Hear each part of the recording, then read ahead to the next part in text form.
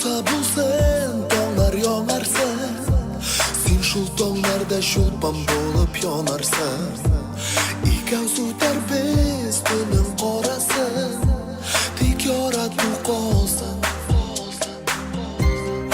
Mensiz qolsang, tunlar yutar seni. Unutma meni, unutma meni.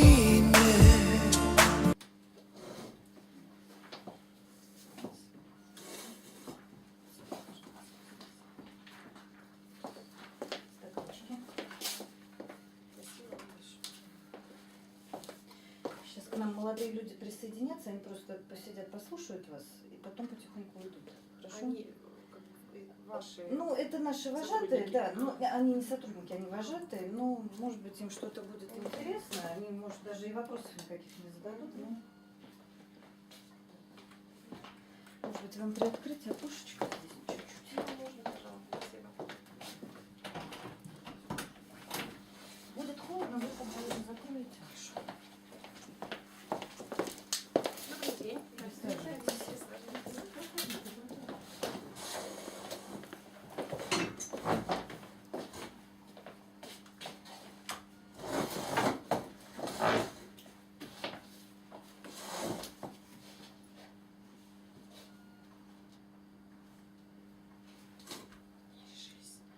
К нам присоединиться.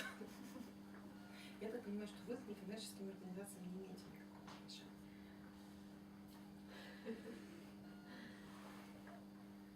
Вот я наших коллег-участников спрашиваю. Проходите. Я сотрудник. Просто смотреть, сколько у вас. А вам дали? Дали? Да, да, вот как раз записано.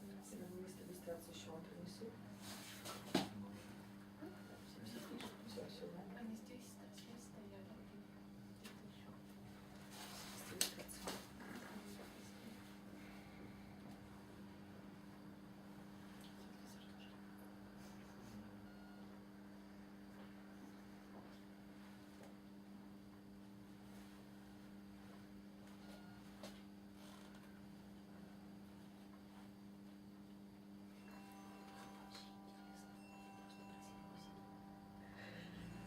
Сейчас мы уйдем скоро. Потому что обычно бывает человек 12. Поскольку у нас немного, мне хочется осветить именно те вопросы, которые интересны вам. Я вот всем все сейчас.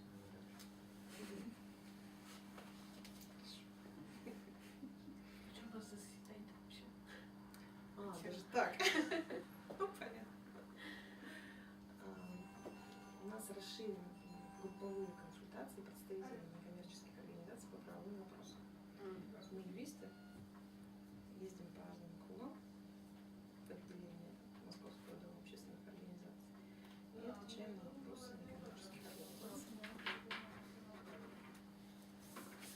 Куда подавать жалобу, если на неправомерные действия судьи? КПС? В рамках процесса, Да. Если она затягивает срок, ходатайство изымания. смотрите, доктор, вообще, конечно, это не наш вопрос, потому что он не относится к некоммерческим организациям. Вот, но нужно понимать, что когда есть нарушение процесса,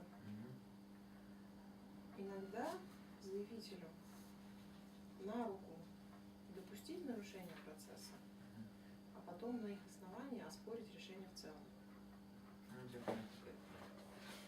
Ну, это, конечно, все зависит от обстоятельств,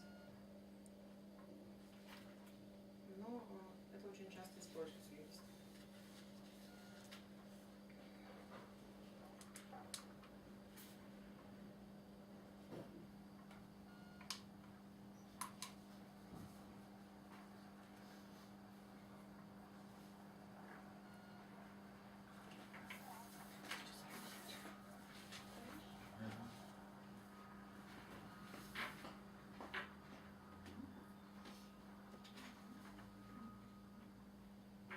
Ну что, может быть, начнем? Все пишем. Шамиль Самуилович, если я так буду говорить, это правильно. Да, Шамиль Самиулович. Самиулович. Да. Извините, просто мне нужно привыкнуть некоторое время. Евгений, могли бы тоже представиться? Александр Вячеславович. Александр Вячеславович, а какую организацию вы представляете? Я представляю автономную некоммерческую организацию «Театр студия МИР». Мастерская интегрированный репетиционный театр для детишек с ограниченными возможностями всевозможными. Да. И мы существуем достаточно давно, и 15 лет где-то примерно, и занимаемся вот деятельностью, все, что связано с театром. Всевозможные постановки, и вот даже ездили в Париж с гастролями, и вот. И поэтому у меня вот так я занимаюсь деятельностью некоммерческой организации, СОНКО, вот новое понятие, которое появилось, то у меня много-много вопросов, но есть основные, несколько основных каких-то. Поэтому я сейчас попробую просто основное, что вот самый основной вопрос, могут ли, значит, СОНКО существовать вместе с ГБУ, с государственным бюджетным учреждением, под одной крышей, и не нарушать как бы их, так сказать, как это, договорами это оформляется, или нет. А еще какие-то вопросы? И еще мне очень интересно, отчеты Министерства юстиции говорят, что нужно подавать. Вот, где это место, где подавать отчеты Министерства юстиции, и в какой-то форме я должен отчитываться за детей, говорить, сколько у меня человек ходит, не ходит, или я должен говорить, сколько денег я на них трачу, как бы, вот, отчитываться в какой форме это происходит. Я поняла. Вообще я начала с того, что у нас сегодня групповые консультации, но поскольку у нас всего двое заинтересованных участников, мы можем рассмотреть те вопросы, которые вас конкретно интересуют. Поскольку первый вопрос был, относится ли общественное объединение к некоммерческим организациям, тут действительно вы прям на больную мозоль надавили всем юристам, потому что у нас в законе об общественных объединениях написано, что они являются некоммерческими формированиями. А что такое некоммерческое формирование, больше нигде не раскрыто. В законе о некоммерческих организациях написано, что есть различные формы некоммерческих организаций, в том числе общественные объединения. Основываясь на этих формулировках, в сообществе принято считать, что закон о некоммерческих организациях, он общий, закон об общественных объединениях специальный. То есть, как форма НКО – это общественное объединение, а есть еще разновидности общественных объединений. Какие остались, сейчас отдельно расскажу. Нужно понимать, что законодательство наше меняется постоянно, следить за этим достаточно трудно. Я буду вам рассказывать уже основываясь на самых последних изменениях, чтобы не тратить время на историю. В мае 2014 года были внесены изменения в Гражданский кодекс Российской Федерации, где теперь поименованы все организационно-правовые формы НКО. Если раньше до этих изменений насчитывалось порядка 30, то вот с мая 2014 года их стало всего 11, ну и потом еще 3 добавили, то есть сейчас всего 14 форм. Обе ваши организационно-правовые формы попадают. Автономная некоммерческая организация есть, местная общественная организация тоже есть. Они поименованы. Почему это важно? Потому что, например, некоммерческое партнерство исчезло. Раньше они были, теперь их нет. И всем некоммерческим партнерствам, которые существовали, необходимо вносить изменения в устав и менять свое название. Как изменение? Нужен и мне, значит. Вам нет, потому что вы общественная организация. О чем я и говорю, что вот и ваше наименование, и ваше наименование есть в Гражданском кодексе. Но помимо ограничения организационно-правовых форм, произошел еще ряд других изменений, которые необходимо учитывать в своих уставах. В частности, появилось деление всех юридических лиц, и коммерческих, и некоммерческих, на корпоративные и унитарные. Корпоративные – это те юридические лица, в которых есть институт членства.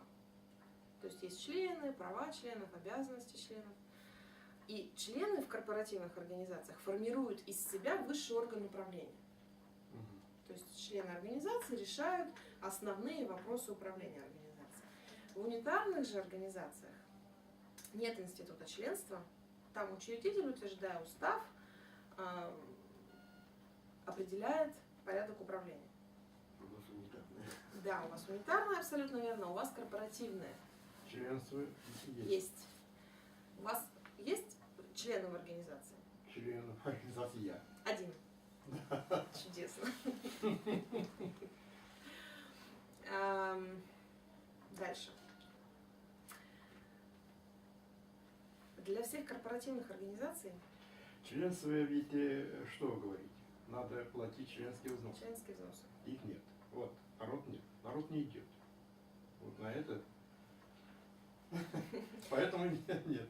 Ну, если строго по закону, то членские взносы это обязанность, уплата членских взносов это обязанность всех, Да. всех членов. Но зачастую члены некоммерческих организаций принимают для себя решение о том, что размер членских взносов равен нулю. Ах, вот так даже. Да. Ну хорошо. Тем самым формально они соблюдают требования законодательства, поскольку члены организации являются высшим органом управления, это общее собрание членов организации, они в протоколе закрепляют, что мы для себя там на 2016 год устанавливаем размер членских взносов равный нулю. Прекрасно. Это нужно вообще закрепить Обязательно это мы сделаем, конечно. на бумаге. Да. Далее, из важных изменений. Адрес местонахождения. У нас в практике и в разговорной речи, как правило, употребляется юридический адрес и фактический адрес. Вот в законодательстве этих терминов нет. В законодательстве есть адрес и местонахождение некоммерческой организации. Местонахождение определяется наименованием субъекта, на территории которого организация зарегистрирована. Местонахождение указывается в уставе. То есть там в ваших организациях должно быть написано местонахождение город Москва. Этого достаточно. Полный адрес организации, включая индекс, улицу, номер дома, там, офис или квартиру, смотря как зарегистрирована организация, содержится в едином государственном реестре юридических лиц.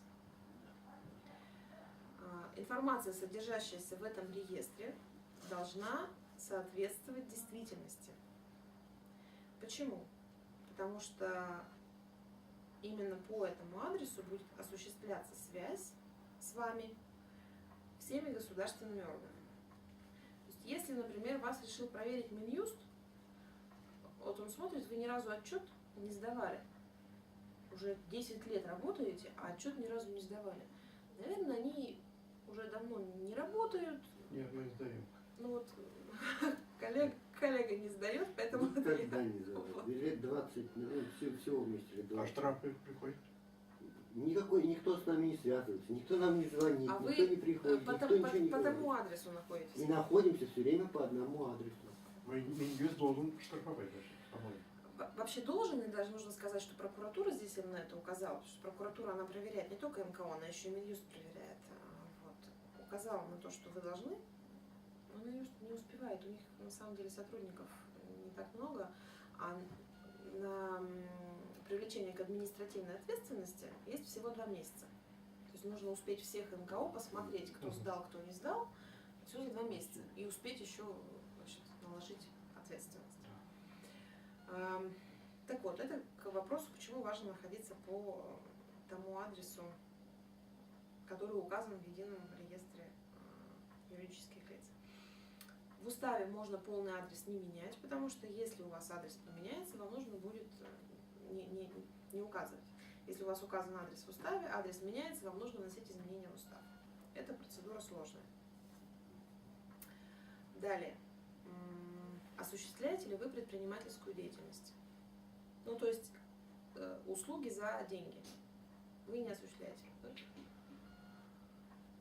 Ну, Скорее всего, мы не, нет, мы не осуществляем услуги за деньги. А как считаете, вот мы проводим один раз в год праздник, Мгм. но 6 лет подряд нас спонсировал само государство, префектура. Мгм. Мгм. Это как считается? Ну, смотря каким образом они, на основании какого договора. А, Нужно посмотреть, как. ну, как бы они мне дают поручение провести праздник. Мгм. И перечисляют вам на расчетный счет. Да, А поручение где-то в договоре в каком-то содержится? договор обязательно, да. Это с префектурой. Оказание услуг. Да. Договор оказания услуг. Мы не за деньги оказываем услуги. Ну, то есть те дети- это было уже, это больше не будет. Больше префектура деньги все не дает. Мгм. Ну, нет такой у них ну, строчки, чтобы Мгм. нам выделять деньги. Мгм.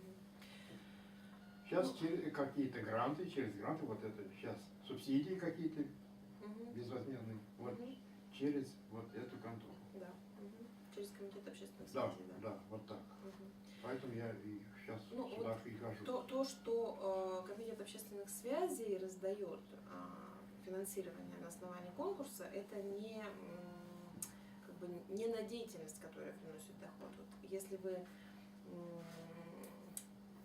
проводите праздник, на который продаете билеты, допустим, и получаете с этого какую-то прибыль, вот это была бы деятельность, приносящая доход, или предпринимательская деятельность. Почему я на это обращаю внимание? Потому что раньше в законодательстве были слова «предпринимательская деятельность», теперь этих слов нет. Теперь НКО вправе осуществлять деятельность, приносящую доход. И всем некоммерческим организациям нужно, опять же, в свои уставы внести изменения и написать, что они не предпринимают, ну, заменить вот эти слова «предпринимательская деятельность» на деятельность, приносящая доход. И если вы планируете такую деятельность осуществлять, вот вдруг у вас что-то поменяется, и вы решите, вот сейчас нет, а захотите оказывать платные услуги, вам нужно сначала написать в уставе все виды деятельности, за которые вы бы хотели получать вознаграждение. У нас нет помещения. Мы вот к платным услугам, вот такой работе еще нет. Ну, на всякий случай, на Да, будущее, да. да? То есть, Только это на будущее, если да. вдруг, то имейте в виду, что нужно сначала написать это в уставе. Про отчетность в Минюст. Сдают все некоммерческие организации. С 2006 года появилась эта обязанность. Теперь Минюст разрешает не приносить на бумаге отчет, а разместить на специальном портале. Как это Заходили в регистрируется? этот портал, ходили, смотрели там, и как бы непонятно, что там нужно. Сейчас все расскажу. Как свою, и там это как, Я вот вам пишу адрес. наш, свалу, Общий общий, ага. портал Минюста для отчетности. Так вот это у дома у себя я зарегистрирую. Значит, вам нужно по этому адресу в сети интернет перейти.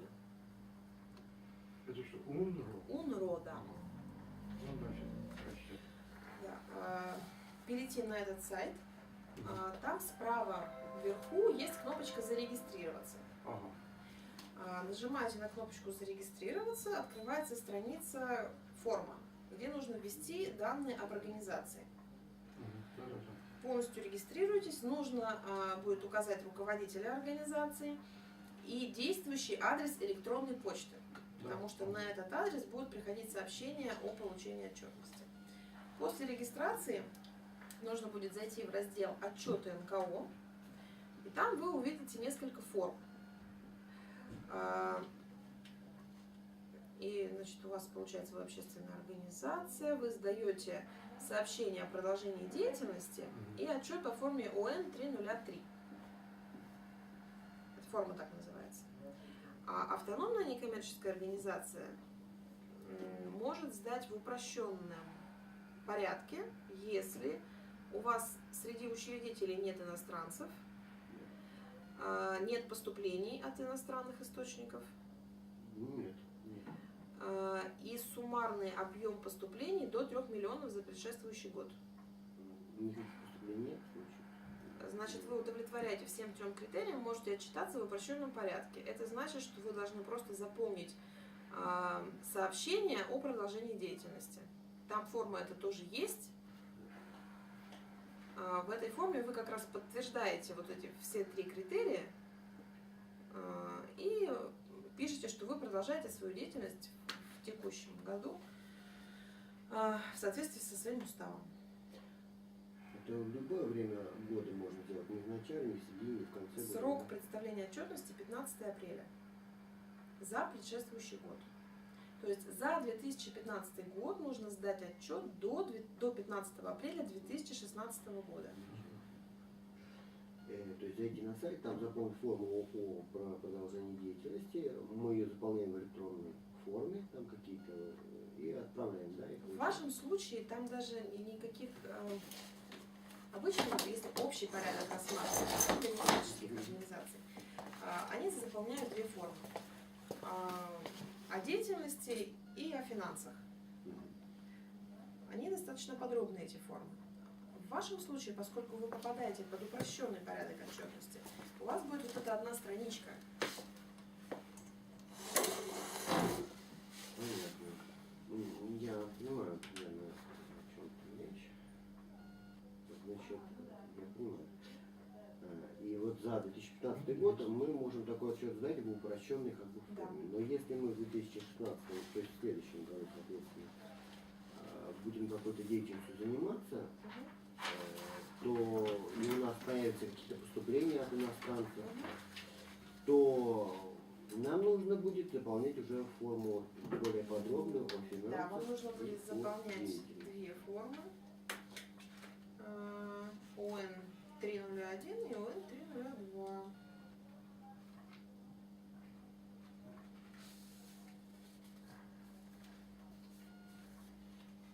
Вам я тоже могу отдать. Ну, вы сдаете, вы, наверное, знаете, это форма отчета в Минюст, вот, которая для общественных объединений. Да, вытаскиваю. Наверное, ой, тут что-то лишнее, это я вам дала, это лишнее. Если вам не нужна, то я могу Нет, забрать это обратно. я возьму. Хорошо. Вот что надо. Вот. Я там найду Значит, их заполнить на этом портале отчет можно 2 способами. Можно оттуда скачать, 3 бумаги. ну там, Да, скачать там скачать. да, можно скачать к себе на компьютер, И там заполнить. есть еще, там прямо заполняем, да. да. Да. Ну вот Я это приятно, знаю. приятно разговаривать, все Это я знаете. знаю. Значит, для второго Вот вашего он. коллеги, да, что можно скачать, можно заполнить в режиме онлайн. Вам даже будет удобнее, наверное, заполнить в режиме онлайн, учитывая, что там всего 1 страничка. За неоднократное непредставление отчетности, неоднократно это значит больше 2 раз. Ну, то есть 2 это уже неоднократно. Минюст может ликвидировать. Вот. К сожалению, Остановим. Минюст может- любую некоммерческую организацию. То есть вашу тоже. Если вы 2 года подряд отчетность не сдаете, Ага. нужно сказать, что в прошлом году было ликвидировано 216 тысяч организаций по всей России. Прошу прощения, 16 тысяч. 226 у нас зарегистрировано тысяч, Да. вот. Столько- 16 Столько информации я сегодня получаю у вас. а 16 тысяч было ликвидировано. Ну, правда, 16 тысяч было и зарегистрировано У тоже. нас по Москве где-то 30, 40 автономий татарских. Мгм. Значит, Извините, если он ликвидирует это Ликвидировано, организацию, то есть как это, в какой, может быть, мы нас уже ликвидировали, а мы даже не знаем. Ну, я просто знаю, мы брали налоговую выписку из Юрия Вот, недавно. вы знаете, это И хорошо. поэтому так мы брали выписку, то есть, значит, нас еще не Не ликвидировали. ликвидировали. Ну, как бы, А очень часто, вот на самом деле, такие случаи бывают, что организация решила поучаствовать в конкурсе. Ну, того же комитета общественных связей. Там же нужно пакет документов да, представить. я, В том я числе сейчас вы- в этом году должен. Вот, в том числе выписку. Организация идет в налоговую за этой выпиской, а ей говорят: да вы что, вы уже 3 года как ликвидированы. Ага. почему это Вот это происходит? Юруль, ЕГРЮ, да. Юрю. Да. Вот, почему это происходит? Мгм. Потому что организацию уведомляли, Да. но уведомляли по тому адресу, где она не находится, и она ничего не получала. Поскольку вы находитесь там, где как Но у бы, нас там написано в этом самом, что там два адреса, юридический и фактический. У нас, может быть, они нас уведомляли не по фактическому, а по юридическому. Вообще вы должны находиться, то есть теперь по законодательству юридически и фактически должны совпадать. Потому что таких определений, как юридически и фактически, больше нет. Есть просто адрес, местонахождения. И в Гражданский кодекс даже внесена отдельная специальная статья о том, что юридическое лицо несет ответственность в том случае, если они не получили какие-то сообщения от государственных органов, когда государственный орган отправлял на тот адрес, который в ЕГРЮ. То есть не госорган и не суд виноват, что вы не узнали, а вы виноваты сами, потому Сами, что да, вы да. должны были в ЕГРЮ внести правильные данные. Поэтому если соберетесь адрес менять, Понятно. Это понятно. Значит, вот я, например, заполнил отчет в такой упрощенной форме и отправил его туда, на сайт, получается. А следующим пунктом, если я собираюсь участвовать в гарантии, значит, в Доме общественных связей, в КОСе, в Комитете общественных связей, они просят предоставить им, значит, отчеты за несколько лет, как правило, просят предоставить из Министерства юстиции. Я могу им предоставить вот такую копию, которую я заполнил этого отчета, то есть распечатать ее и предоставить им. да. И ведь она же, как бы, я мне что волнует, она никак не подтверждена, Да. получается. То есть это как бы я предоставляю им ту информацию, которую я, вот ту анкету, которую я заполнил, информацию, которую я предоставлял туда. Это же не факт, что они там получили эту информацию, как-то ее зафиксировали себе. Значит, вы должны на тот адрес электронной почты, который вы укажете при регистрации, получить два письма. Первое письмо о том, что отчет получен Министерством юстиции. Второе письмо о том, что он размещен на портале. Вот в момент, когда отчет размещен на портале, ваша обязанность по представлению отчетности считается выполненной. В прошлом году мы получили такое письмо 30 декабря, хотя отчет сдали вовремя, по весне. Поэтому это я к тому, что письмо может идти очень долго, несмотря на то, что оно не почтой России идет, а по интернету. Вы можете сами посмотреть. После того, как вы загрузили отчет, выходите из режима представления отчетности, заходите в просмотр отчетов, вы выбираете, да, свою организацию и видите, появился там отчет или не появился. Если появился, то можно считать, что все в порядке, даже если вы не получили письмо подтверждения.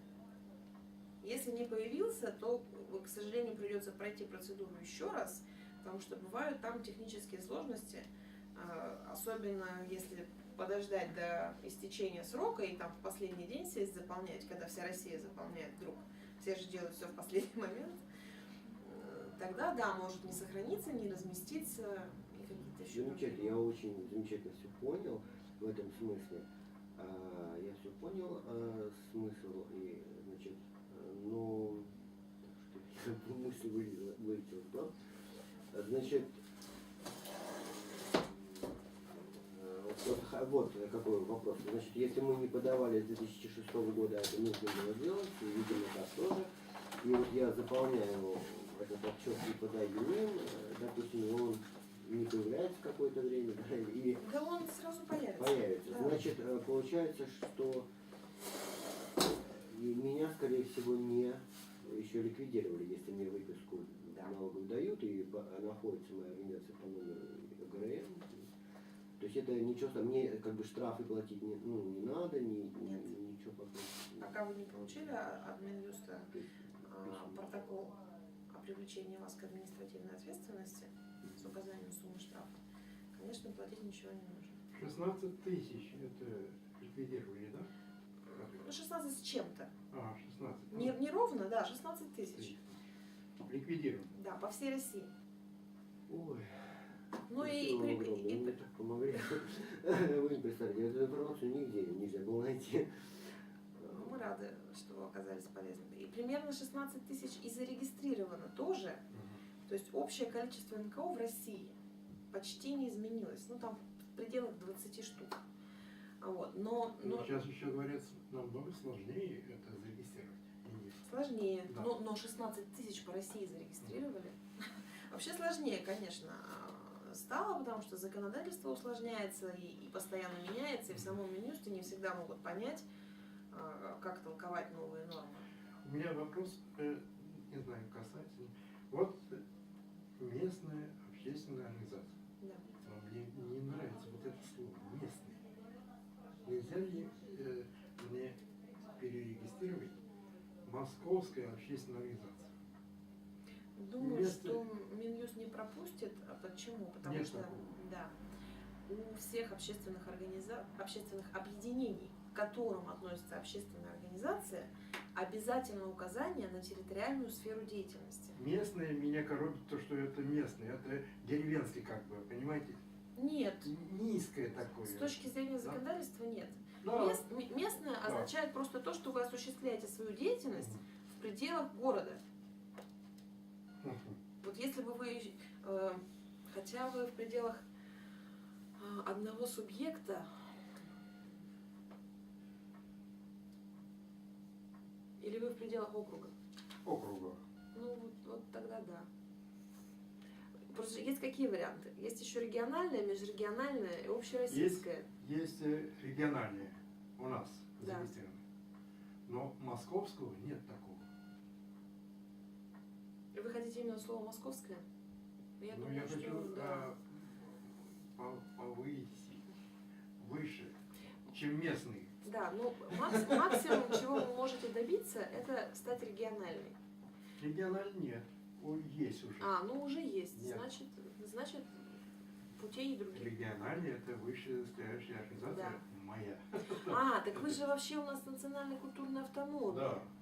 Да, ну, к сожалению, нет. У вас там еще свой отдельный есть закон, Мгм. по которому вы живете. Знаете Да. про такой закон-то, наверное, о национальных культурных автономиях? М. Закон, федеральный закон о национальных культурных автономиях. Не все законы соблюдаются. Мне но как местной автономии татарской национальной положено помещение. Мгм. Это не дают. Нет, я понимаю. Я Потом к тому, что должны... местная, ваш статус как местной национальной культурной автономии, Мгм. он как раз в этом законе прописан. Поэтому, раз уж вы местные, у вас нет никаких других возможностей никак название поменять. Мгм. То есть здесь законодательство не менялось, и как вы оставались, так и дальше пока остаетесь местной национальной культурной автономией. Есть ли еще какие-то вопросы? Потому что, если честно, то я могу рассказывать очень долго, но не хочется рассказывать лишнего. Хочется рассказать то, что вам интересно и полезно. Нет, вот это вопрос всегда я, где бы не был, спрашивал, конечно, вот, московский. Мгм. Московская общественная организация. Есть региональная общественная организация, Мгм. а нельзя ли вот московская? Мгм. Или московская городская общественная организация? Нельзя ли вот так? Дело в том, что по вашему закону о национально-культурных автономиях Мгм. есть определенная как бы иерархия построения, Это надо где-то смотреть. начиная от местных, потом региональные, Мгм. потом общероссийские. Да, федеральный есть. Ну, вот федеральные, да. федеральные. Поэтому раз вы уже являетесь местной национальной культурной автономией, вы находитесь как бы на нижнем уровне, вы база построения всей остальной вот этой системы. Мгм. Вам отсюда уже никуда не деться. Поэтому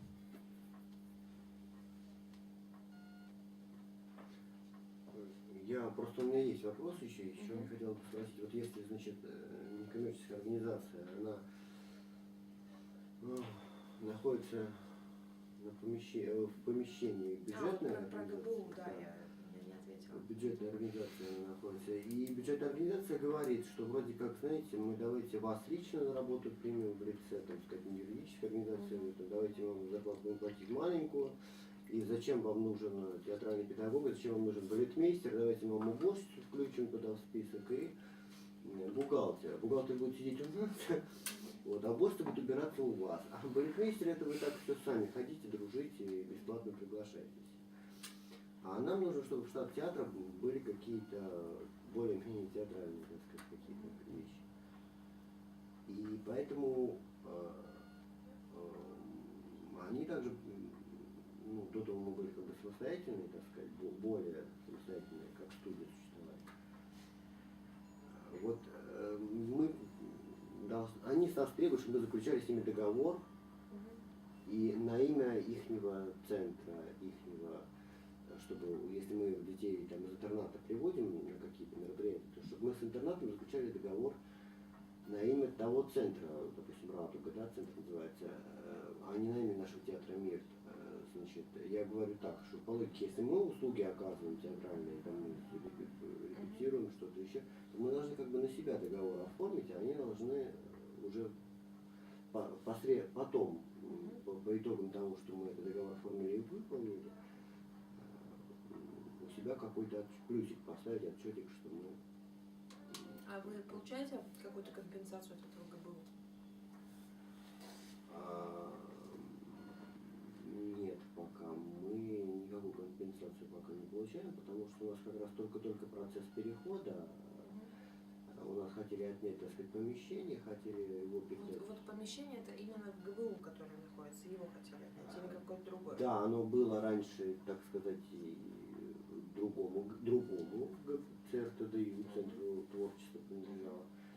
А его хотели это самое, отправить в Москомимущество, значит, а теперь сказали так, что не захотели нам давать это помещение конкретно нашему автономной некоммерческой организации, потому что сказали, что как бы им трудно передать помещение автономной некоммерческой организации. Вроде как они не могут ей передать помещение в пользование и владение.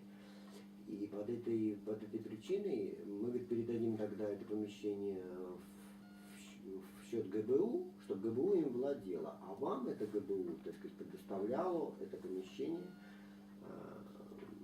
и предоставляло как бы ставки, штатное расписание и, в общем, помогало вам, короче говоря, что это было. Ну, здесь все как-то очень у вас в кучу все так запутано и перемешано, потому что помещение это отдельный вопрос, а штатное расписание и ставки это совсем другое. Если речь идет про штатное расписание, то считайте, что вы становитесь как бы структурным подразделением ГБУ, не являясь самостоятельным юридическим лицом. Потому что ГБУ, либо если они имеют в виду, опять же, мы предполагать можем много разных вариантов, если они имеют в виду, что они окажут вам консультацию по тому, как вам внутри своего юрлица составить штатное расписание, это, конечно, другая история. Но вероятнее всего они о том, что включат действительно там, ваших сотрудников в свое штатное расписание, и фактически вы станете структурным подразделением этого ГБУ. История с помещением – это отдельная история. А то, что они включат нас, и мы будем работать как бы как ГБУ, наши сотрудники будут так работать по их штатному расписанию, или по скорректированному штатному расписанию, то есть с учетом наших интересов. А мы можем параллельно заниматься деятельностью вот автономной некоммерческой организации, как бы, да, и в общем-то нам мешает что-нибудь. Вы, конечно, можете параллельно заниматься, но возвращаемся к вопросу о помещении. Да, мы находимся на территории вот, этого ГБУ. Да, Вот. А у вас каким-то образом, какими-то документами подтверждено ваше право там находиться? Договор аренды, договор на безвозмездное пользование. Это было, но все закончилось, и как бы это все... Нет у нас таких договоров, нет пока сейчас. Никаких документов, которые подтверждают, что мы можем имеем право там находиться, на руках у нас нет. Поэтому они говорят нам, что мы находимся незаконно на этой территории. Вот. К этому я и веду, что как бы Вы говорите, на руках нет, это одна история. Если они фактически существуют, но нет на руках, это одно. Если их в принципе не существует на текущую дату, то вы действительно, как автономная некоммерческая организация, там находитесь незаконно. То есть пока они не заключат с вами какой-то договор, вы, как организация, не имеете права на их территории осуществлять деятельность. А тогда вот очень вопрос, а какой они могут заключить с нами договор? Либо аренды, либо безвозмездного пользования. Нужно смотреть на их права на это помещение, потому что оно же им тоже передано. Да, оно им передано, потому что мы обращались к мэру, это кто у нас там, Собянин, мэру города, и мы к мэру обращались, и мэр сказал, что мы решим этот вопрос, вам помогут, и мэр действовал через префектуру. И в префектуре сказали, что вот передадут это помещение, не уточнили, каким образом передадут, а сказали, что будут разговаривать лично вот с представителем, дяденька там такой, представитель этого центра, и чтобы он взял под свою опеку, так сказать, да. И вот вы говорите, там безвозмездное, два безвозмездные. Аренда и безвозмездное пользование. Значит, если аренда, я так понимаю, то заключили За деньги. с нашим оно заключили за деньги, Да. и мы ему платим деньги. Да. А если с нами заключили безвозмездное, с оном, Можно, да, но в таком случае у вас возникает доход в натуральной форме. что это такое? Это когда вы получаете что-то бесплатно. Вы должны обсчитать и обложить налогом. То есть в обычной ситуации вы бы за это помещение платили. Но у вас есть право получить это помещение в безвозмездное пользование. В этот момент у вас возникает доход в натуральной форме. Ну, то есть вы не денежные средства получаете, а получаете бесплатное помещение, за которое обычно вы бы заплатили. Которое стоит денег. Да, поэтому вы должны обсчитать и заплатить налог. То есть только государству налог. Да. Арендодатель вам для них польза. То есть, если я понял, если они соглашаются, если все стороны этого Да. конфликта согласны, Да. заключить договор Безвозмездного пользования. безвозмездного пользования. Ну, не просто согласна, а если у них еще есть такое право, потому что нужно смотреть как бы документы, на основании которых помещение передано в это ГБУ. У ГБУ самого есть возможность на основании этих документов заключить с вами подобный договор или нет? Ну, у них же не в собственности помещение. То есть, когда им передавали, могли ограничить их права пользования. То есть им тоже не безвозмездно передавали, а передавали на основании как бы аренды или чего-то там. Ну, у них, скорее всего, какое-нибудь оперативное управление. Ну, это нужно Ну, да, смотреть я на слышал об этом, документы, да. формулировках, что говорили. Так сложно понять. Различные могут быть варианты. И вот, ну, можно попросить, чтобы они этот вопрос урегулировали с деятелями там управы или кто им передавал, сказать, чтобы они Согласие попросили собственника, да. такую форму, Да. попросили себе такую форму, чтобы это была возможность заключить с нами Да. безвозмездное пользование, и тогда мы должны будем, значит, заплатить налог Да. государству Да. в размере. Вот размер я, к сожалению, вам не скажу. Нет, я имею в виду в размере, мы посчитаем, это сколько комнат и какой этот самый, Да. и тогда мы должны налог Вы считаете, да, платить. И сумму. оно будет принадлежать автономной Некоммерческой, ну, не принадлежать, а право пользования. будет находиться в праве Ну, в пользу. договора. Пользования. А этот договор, он бывает какой-то, его надо будет перезаключать, получается, да, потому что уже как он, не Ну, бывает конечно, бессрочный, да. а бывает Да, как-то да. там 3-5 лет, и вот так. Да. Да. Вообще здесь будет такая вот Я так отдельная тема это, по помещению. Мне тоже надо, я нуждаюсь. Куда только не обращался. Так, значит, у нас сегодня, как я уже с чего я начала, у нас сегодня групповая консультация, а еще у нас здесь будет индивидуальная консультация. Будет она, сейчас я вам скажу, 22 марта. Вот как вы записывались сегодня, также точно, если есть необходимость, можно будет... Примерно 15. Ну, то же самое, да? Там с 12 А, с 12. до 5. Угу. Чем раньше вы придете, тем лучше. Да. Ну, как бы на каждую организацию дается час. Можно принести с собой документы. Да, я чтобы- обращался. Ну да, но чтобы мы с вами Пачка. не на словах. Да. Пакет, целый пакет. С Собянин тоже я обращался. Александр, вы там есть еще, да? Тоже обращался. Кому тут ты не обращался? Ну, поскольку... Даже вот это, как его, новая организация, сейчас, федеральная какой-то, это, придумали новую организацию, туда даже обращался. Ну вот если вы принесете документы, Да. мы сразу посмотрим, что это за организация. Потому что так, конечно, мне тоже сложно понять, о чем И вы еще говорите. небольшой такой, небольшой такой вопросик. Я понял, значит, здесь с помещением, понял, как должна быть организована примерно система. И Это вы будете вести тоже? Да, буду. мы автономно, я принял. мы как бы занимаемся автономной некоммерческой деятельностью, потому что мы не берем денег. А вот если мы будем брать деньги с тех людей, которые к нам приходят, это за педагогические услуги и прочее. Это будет деятельность, приносящая доход. Мы про это уже говорили. Нужно сначала в устав написать.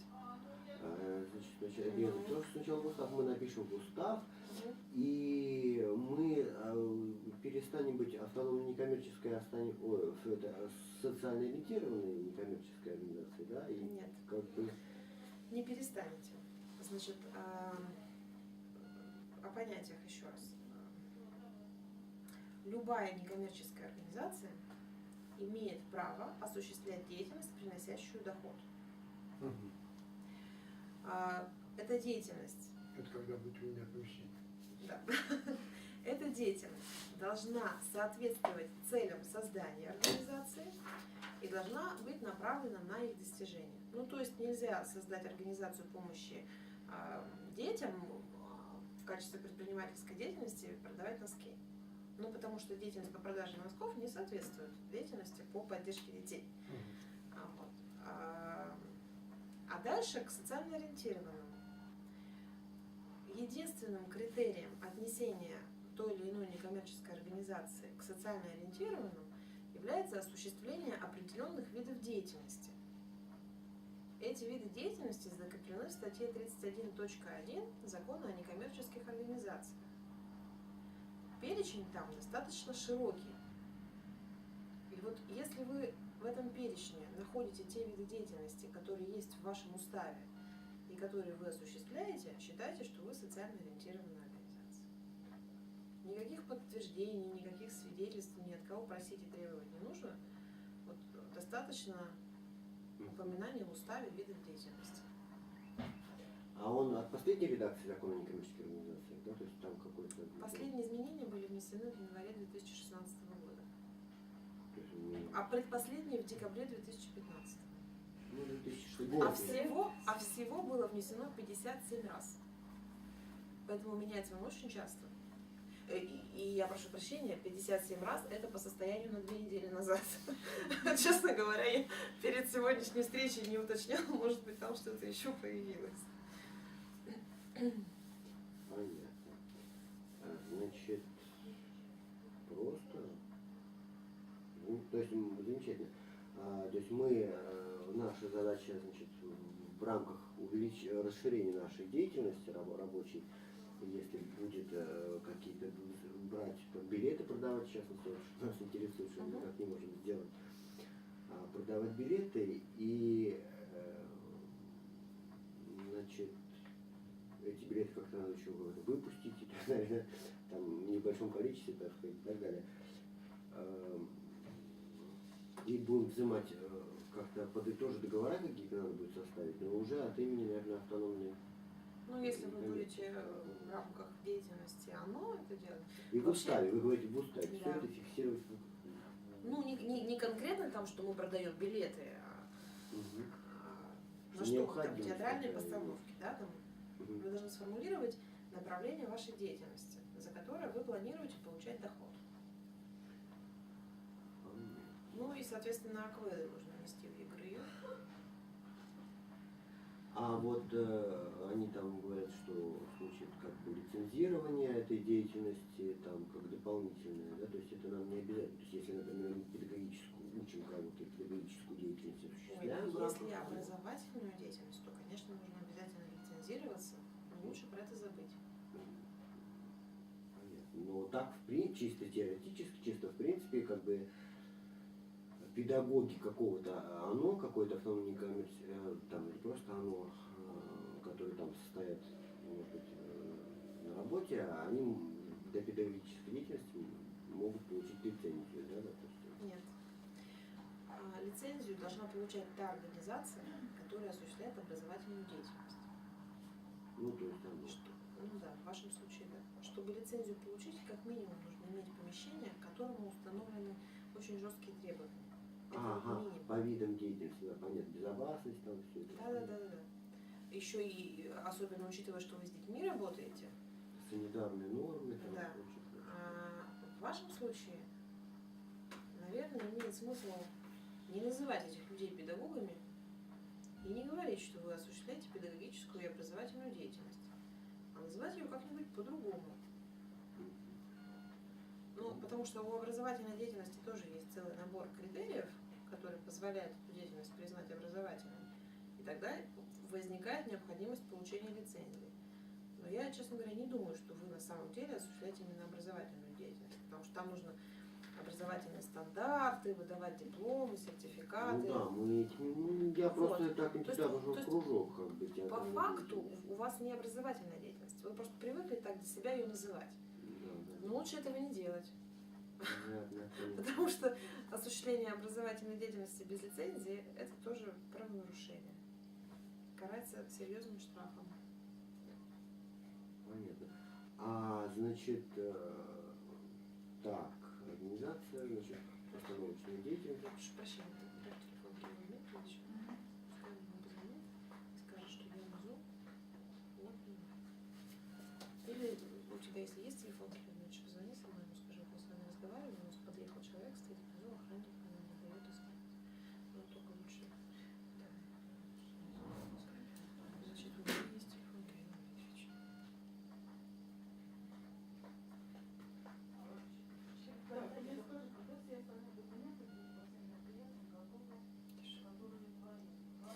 Извините, я вас перебила. Да, Какой ничего был вопрос? страшного. В общем-то, все мне понятно. Я очень рад, что это просто такой столько информации, очень полезной, и все, в общем-то, мне всё понятно. Ну, что, ну, в общем, то есть основные вопросы, вообще ключевые, как бы, очень Ну вот опять же, если Ну, это кружочек взять, да? ну, возьмите кружочек. Если что-то еще появится, то вот 22 числа мы здесь будем. Я буквально еще, мы значит, собираемся ехать, участвовать в гранте, сейчас и волонтеров привлекать из Франции, и будем писать им предложения, все волонтеры эти французские, чтобы они приехали, и 5-10, и Без них никак, нет? а вот я тоже говорю, значит, моему руководителю, я говорю, слушайте, зачем, ведь волонтер, если приедет, его надо здесь как бы кормить, платить ему зарплату волонтерскую, во-первых, а во-вторых, самый главный перевод, он ему по-французски говорит, вы будете, а дети инвалиды, и некоторые с ментальными нарушениями, вы будете и переводить и для ментальных, значит, Вася сказал вот это, значит, Приходите 22 со своим руководителем. Хорошо. Потому что, во-первых, волонтеры по российскому законодательству это только те, которые в спортивных организациях. У всех остальных некоммерческих организаций права привлекать волонтеров нет. Есть добровольцы. Просто Но на добровольцы- сайтах это так называется. Но просто никто не понимает. Мгм. Все делают нарушение законодательства. Мгм. Добровольцев можно привлекать только в рамках благотворительной деятельности, которая регулируется тоже отдельным законом. Добровольцы. И с добровольцами тоже нужно заключать договоры, а если это иностранные граждане, то это еще отдельный большой пласт вопросов. Как они сюда приедут, на основании какой визы?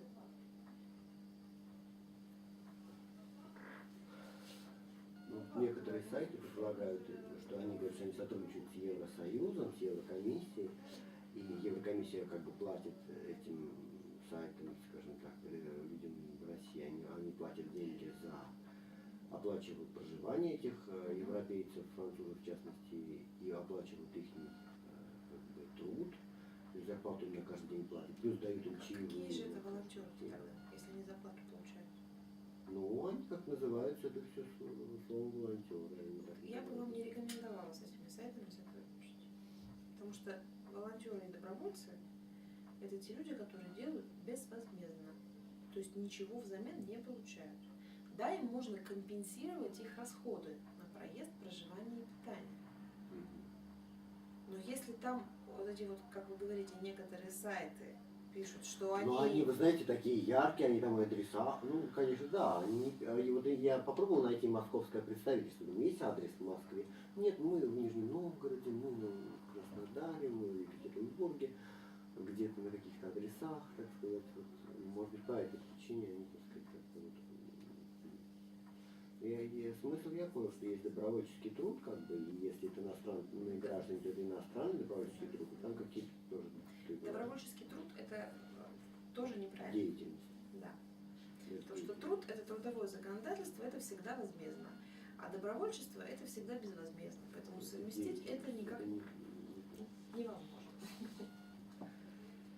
Ой, ну все, я прям все, что нужно, прям очень много всего узнал. Спасибо вам ценное. Все так просто необыкновенно. Спасибо большое. Так, Спасибо. это уже 22 я. Приходите обязательно. Да. У меня была переписка. Еще захватите свой устав. Да, обязательно. А вот вы не запомнили, да, отзыв о получении? Отзыв, Да. это на десятку. Спасибо. Так, отзыв, так, ответ о получении. Так, получение. Это вы нас всегда вот так бесплатно будете? Ну, не всегда. Пока 2 раза. 2 раза в каждом округе. Ага. Вот, поэтому здесь 2 раза, а дальше не знаю пока. Потому что мы тоже с МДО сотрудничаем на основании договора. Вот как. Да, и есть некоторые сложности, которые пока мы не урегулировали. Если нам удастся разрешить все эти вопросы, то, вероятно, мы будем и дальше продолжать. Если у нас не получится с МДО урегулировать, то вы можете приезжать к нам в офис. Мы в центре находимся, на Кропоткинской. У нас консультации всегда бесплатные. Просто это нужно будет вам поехать. А так, вот 22-го мы приедем к вам. Спасибо. Называемся мы юристы за гражданское общество. Нас можно найти легко в интернете и задать вопрос. Спасибо. Unutma beni, bul жылым яши her bulutta. Unutma beni, utlarda yoldur tik unutma, tik unutma. Unutma beni, bir yokum duyam bahediyse. Unutma beni, yol izleyip sina koyduruşun, koyduruşun.